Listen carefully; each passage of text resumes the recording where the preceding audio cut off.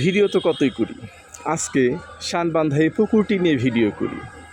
যদি এর আগে আমাকে এক ভাই বলেছিল, ভাই আপনাদের পুকুর ঘাট নিয়ে একটা ভিডিও দিয়েন, ওরই অংশ হিসেবে আজকে আমি পুকুর ঘাট নিয়েই ভিডিওটি করছি।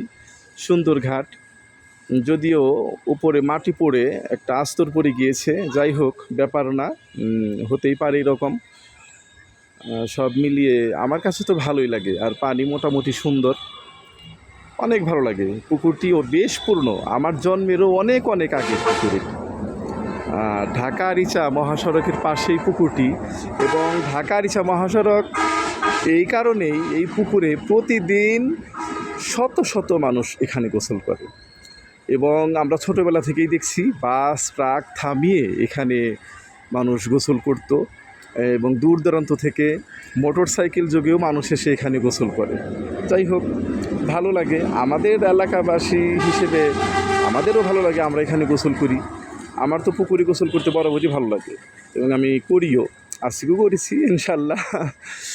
যাই হোক, ভিডিওটি নিচ্ছি আপনাদের জন্যই। আমাদের এই সুন্দর পুকুর ঘাটটি আপনাদের মাঝে উপস্থাপন করলাম। ভুল ত্রুটি ক্ষমা সুন্দর দৃষ্টিতে দেখবেন। এতটুকুই। সবাইকে ধন্যবাদ। আলহামদুলিল্লাহ।